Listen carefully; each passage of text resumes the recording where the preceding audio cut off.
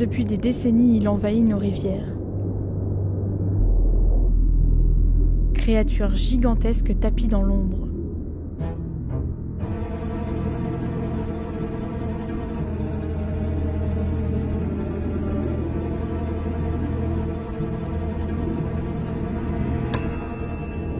Le monstre avance, glane sans cesse de nouveaux territoires. Ogre à l'affût, tout n'est que proie dans ces eaux qui sont désormais siennes.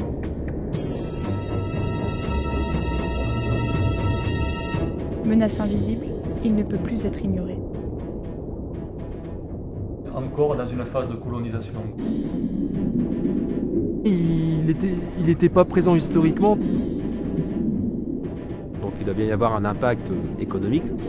Les populations ont explosé, Forte densité, provoqué des désordres biologiques, Carnassier. caractère envahissant, pression sur les poissons d'eau douce. Manger tout ce qu'il fait fait. disparaître les autres espèces. Vraiment savoir à quoi ils servent. Nuisible, Très gros Très poissons, décrié, bête. cas d'attaque sur qui l'homme, mange des chiens qui se cas baignent, de morsures, le monstre des rivières. de les éradiquer.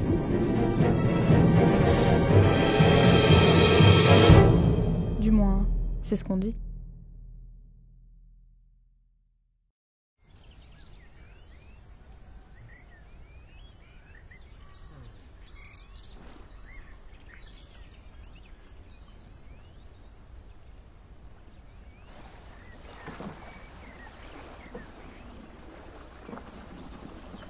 C'est une espèce qui s'est étendue à travers différentes voies. Il y a la voie de dispersion naturelle, de colonisation de l'espèce, et puis elle a aussi été aidée beaucoup par l'homme, où il y a eu des alevinages, comme ça, des lâchers de poissons sur différents secteurs. C'est bien entendu l'un des plus gros poissons d'eau douce au monde, et notamment dans son aire d'introduction, c'est une espèce qui est 2 fois plus grosse que les espèces déjà présentes. Donc ça suscite beaucoup d'interrogations quant à son impact potentiel sur le milieu aquatique.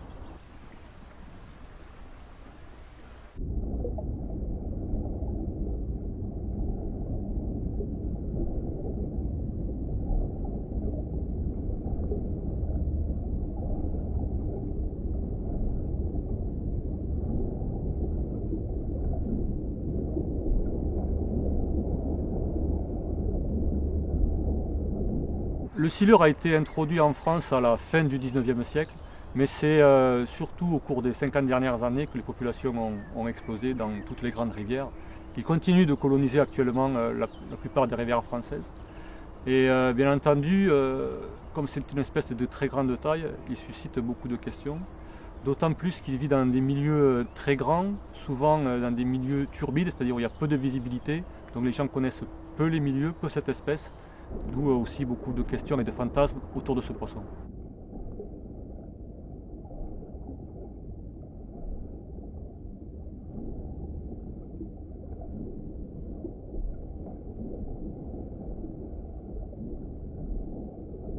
Alors le silure, c'est une espèce qui est très opportuniste, qui peut manger à la fois des mollusques, des écrevisses, qui mange bien sûr essentiellement des poissons, des petits cyprinidés, mais toutes sortes de poissons. Il peut également manger aussi, de manière plutôt plus anecdotique, des petits mammifères, des micro-mammifères. Il peut manger aussi des oiseaux, et puis aussi tout un tas de carcasses, de restes osseux. Voilà, donc un spectre alimentaire très large.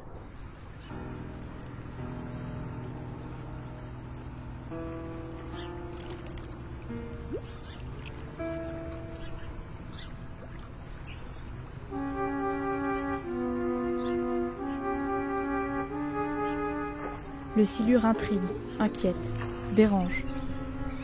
Carnassier gigantesque, il dépasse aujourd'hui les 2,50 m et les 130 kg dans nos eaux, et atteint les 5 mètres pour plus de 300 kg dans le bassin du Danube d'où il est originaire.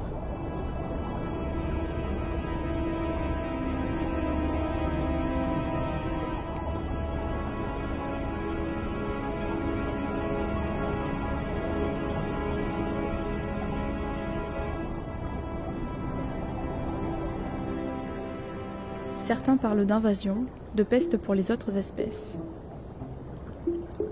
Cet ogre vorace nettoierait littéralement les rivières de toute autre espèce.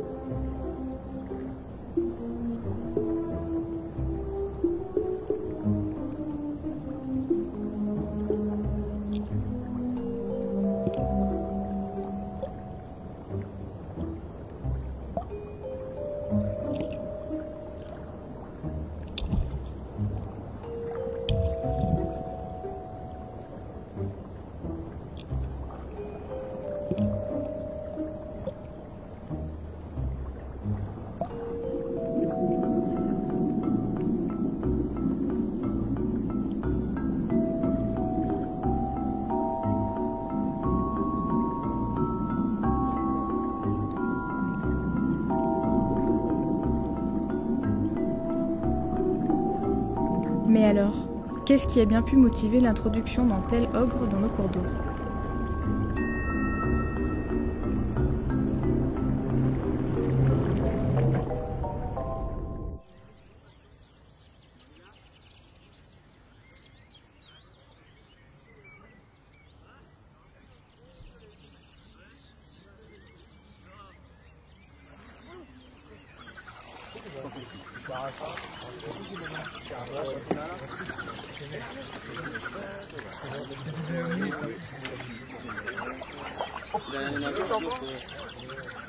Fin des années 80, début des années 90, on a parlé de révolution bleue au niveau mondial, c'est-à-dire que comparativement à la révolution verte qui avait eu lieu en agriculture quelques décennies auparavant, à l'échelle mondiale, on a senti qu'il y allait avoir un boom de la production aquacole.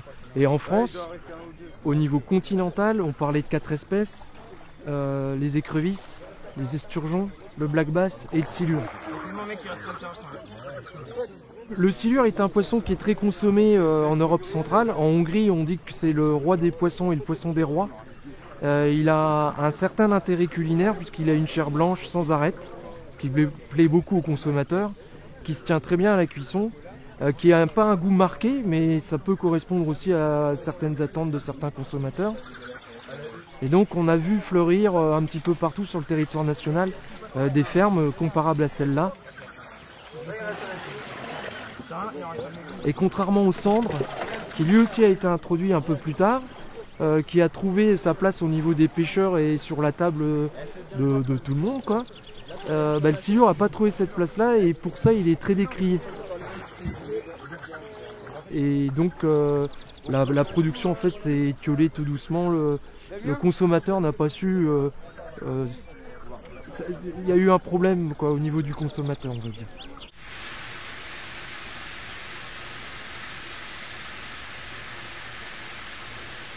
Actuellement en France, il n'y a plus qu'un élevage digne de ce nom qui se situe en Brenne, où on produit 50 tonnes de silures environ. Nous ici pour l'instant on n'a pas la volonté de vouloir élever des silures marchands pour la consommation. On a gardé quelques animaux pour des raisons pédagogiques et donc là avec la classe de seconde en aquaculture on est en train de pêcher des poissons d'une certaine taille qui nous serviront éventuellement pour une reproduction. On voit qu'ils étaient en cage et en fait ils se frappent les uns les autres.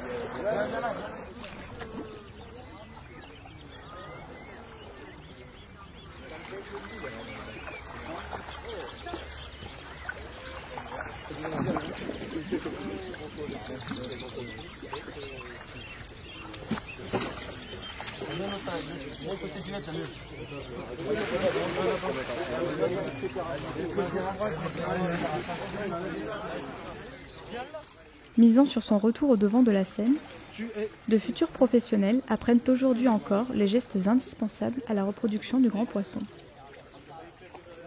Et se familiarisent avec certaines curiosités. On a gardé des poissons qu'on appelle des mandarins. Donc ce ne sont pas des albinos, ce sont, si on veut être précis, des formes xanthiques du silure. C'est-à-dire à la base il est dépigmenté sauf pour le pigment orange. C'est une mutation qui peut apparaître spontanément et quelquefois il y a des individus qu'on va retrouver dans le milieu naturel.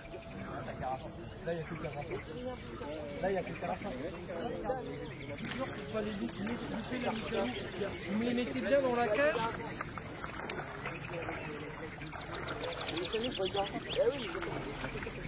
Il a été introduit volontairement au début pour de la pisciculture et finalement dans le milieu naturel, il a été introduit dans la Saône. Et puis régulièrement ce sont des pêcheurs de loisirs qui l'ont introduit par bonds successifs dans les différentes rivières. Et aujourd'hui on le retrouve abondamment dans pas mal de rivières en France. Mais je pense que ce qui choque les gens, c'est déjà qu'il apparaît. On a l'habitude de dire qu'il y a moins de poissons dans les rivières et certains vont l'attribuer aux silures.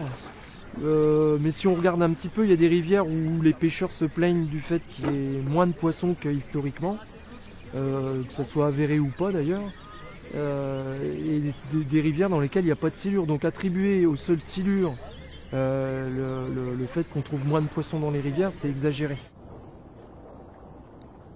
Carnassier opportuniste de très grande taille, le silure a tout du parfait bouc émissaire pour justifier du dépeuplement de nos rivières.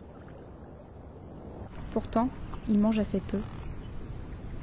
Une ration journalière représentant environ 2% de son poids, et le voilà repu. Et puisqu'il privilégie les grandes proies, un animal de 100 kg sera rassasié s'il parvient à capturer une unique brème ou carpe d'environ 2 kg.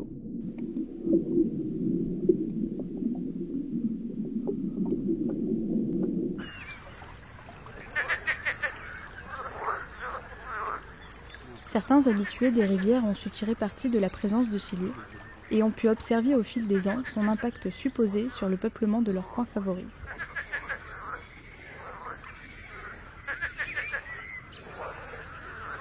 Quand j'ai commencé à le pêcher, on n'était pas nombreux à le pêcher. Et on découvrait un petit peu cette pêche et c'était excitant, quoi. Ce qui est intéressant à la pêche du silure, c'est qu'on peut le pêcher de plein de façons, quoi. Au leurre, avec des techniques plus statiques, avec des vifs ou des vers. Enfin, ça se pêche toute l'année avec plein de techniques différentes, c'est ce qui rend sa traque passionnante, je pense. Et c'est un poisson plutôt malin, parfois taciturne, qui n'est pas si facile que ça à prendre. Comme quoi, il ne doit pas manger tout ce qui traîne non plus.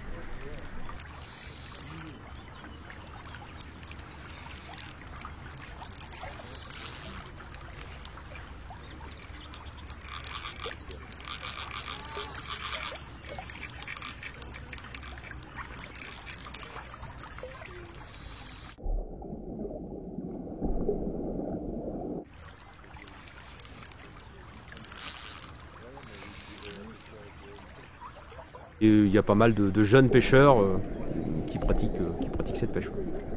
Moi j'ai un sponsor par ailleurs qui a développé une gamme particulière pour la pêche du silure, donc il doit bien y avoir un impact économique, autrement il ne l'aurait pas fait. Et puis des pratiquants, oui, il y en a qui recherchent spécifiquement cette espèce, qui s'équipent pour ça et qui sont des fous de silure, quoi. Ils pensent silure, ils rêvent silure et puis ils ont envie d'aller prendre des silures.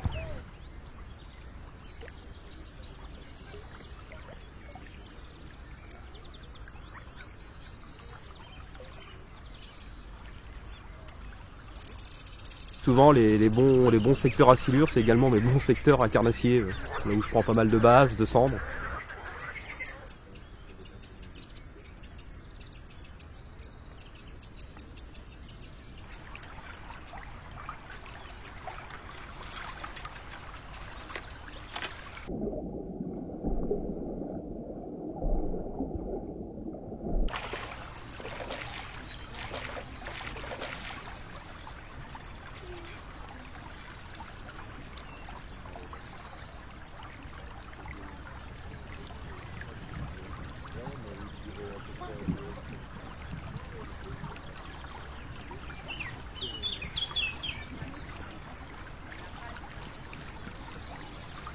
Je pense pas que le silure ait changé quoi que ce soit, au contraire c'est une chance en plus, quoi. C'est l'opportunité de pratiquer la pêche au gros dans nos eaux. C'est un super poisson de sport, il n'est pas plus nuisible que beaucoup d'autres pêcheurs. Voilà.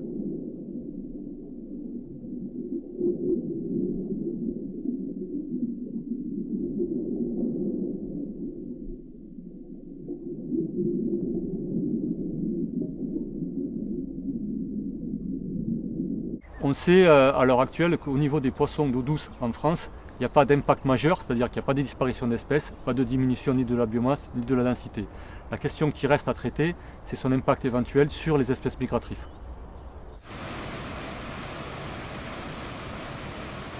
Actuellement, on travaille effectivement sur cette problématique entre les silures et les espèces migratrices, et donc la prédation éventuelle de ces silures sur les lamproies, les saumons, les aloses, etc.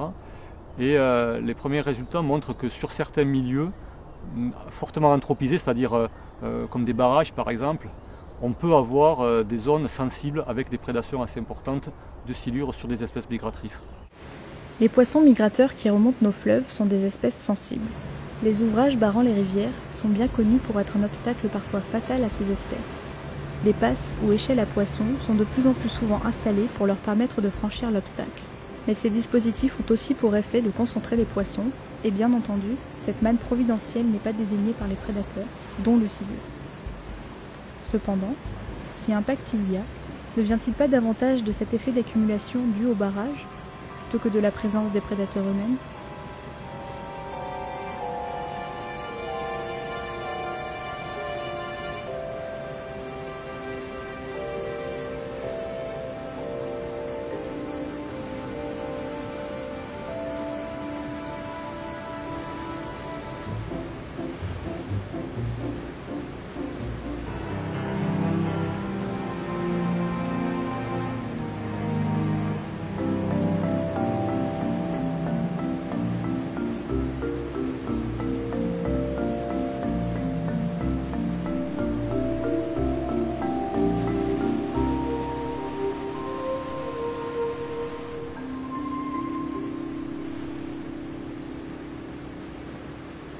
Reste qu'il est bien question ici d'un animal dépassant les 2 mètres et carnassier qui plus est. Il est facile d'imaginer une telle bête entraînant un baigneur dans les profondeurs. Alors, les attaques sur l'homme sont rarissimes, sans blessures graves. Elles ont lieu que dans une seule circonstance, c'est lorsque les poissons protègent leur nid. Ça dure 3 ou 4 jours dans l'année. Et si pendant cette période-là, vous marchez sur leur nid, par réflexe, peuvent vous mordre. Voilà. Sinon, les autres cas d'attaque sur l'homme sont souvent des fantaisies.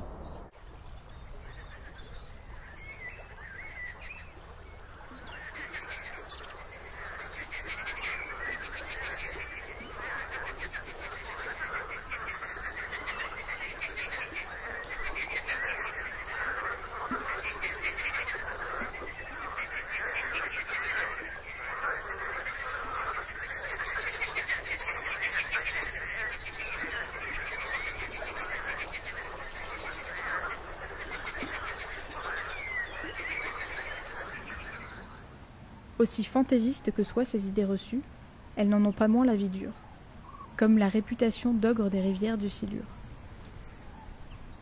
Mais que sait-on vraiment de l'espèce ? Le silure, c'est une espèce qui a des capacités sensorielles très fortes. Alors il a des yeux tout petits dont il se sert peu, parce que voilà, il vit essentiellement dans des milieux turbides où la vue ne lui sert pas à grand chose. Par contre, il a des capacités de repérer ses proies, notamment par des ondes qu'il peut capter grâce à sa ligne latérale, grâce à ses barbillons sensoriels.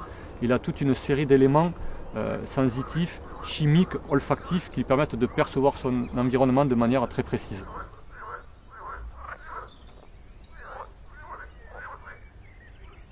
C'est une espèce un petit peu différente des autres, dans le sens où elle a une grande longévité. Elle peut vivre, on ne sait pas trop exactement, mais au moins 50 ans, alors que la plupart des espèces vivent au maximum entre 10 et 15 ans, même parfois beaucoup moins. Et donc il a des capacités d'apprentissage et d'adaptation plus fortes que peuvent avoir les autres espèces.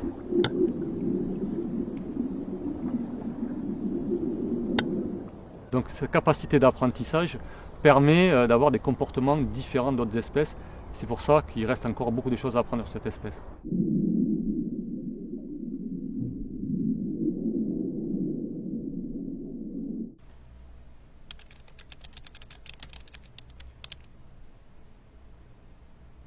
Alors, au-delà de l'impact, il y a beaucoup de choses qui sont intéressantes sur sa biologie. On a observé, par exemple, des regroupements impressionnants de silures qui constituent la plus grande biomasse de poissons observée à la surface du globe, en eau douce, avec des rassemblements spectaculaires qui ne sont pas encore complètement élucidés.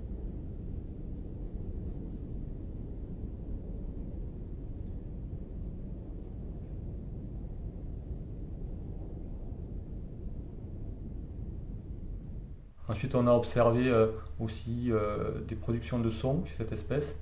Donc à l'heure actuelle, on mène un nouveau projet sur la compréhension de ce phénomène. C'est d'abord de comprendre comment ces sons sont émis, puis deuxièmement de savoir à quoi ils servent.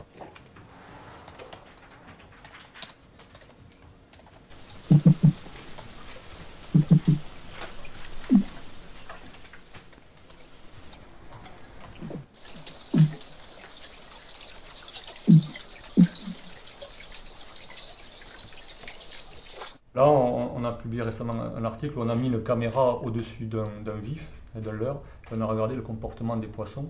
Et on a vu que finalement, pour 6 poissons capturés, il y avait environ 80-90 poissons qui étaient venus voir de près le leurre, qui l'avaient touché, certains l'avaient même aspiré puis recraché, alors que le pêcheur, lui, ne s'était pas rendu compte de cette activité aussi importante sous l'eau.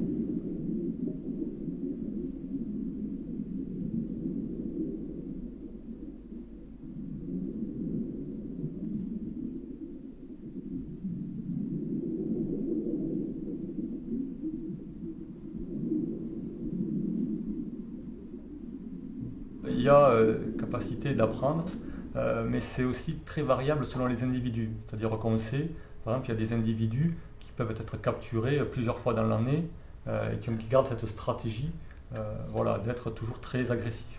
D'autres ne seront jamais capturés, ou d'autres, une fois qu'ils seront capturés, seront beaucoup plus méfiants. Donc il y a quand même au sein de l'espèce une grande variabilité qui explique aussi le succès de colonisation de cette espèce.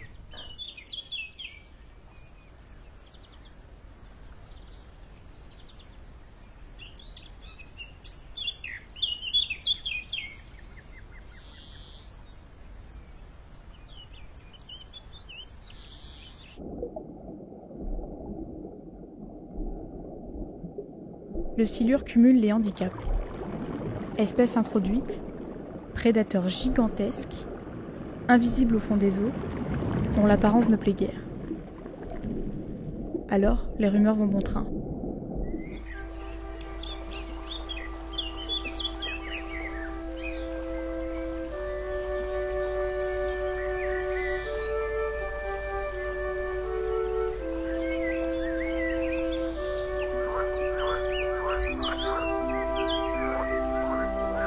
Pourtant, lorsque l'on part à la rencontre du roi des poissons, que l'on nage aux côtés de ce géant placide, on découvre un animal fascinant.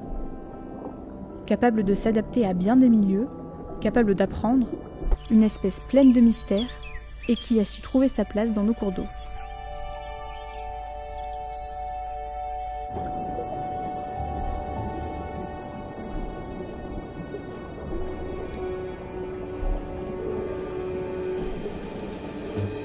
Le silure et l'homme cohabitent depuis des centaines d'années.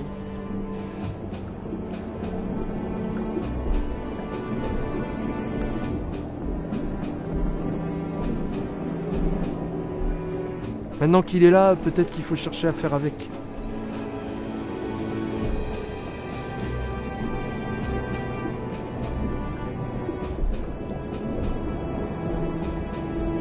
C'est un très beau carnassier, je pense qu'il a sa place dans nos milieux, sans problème.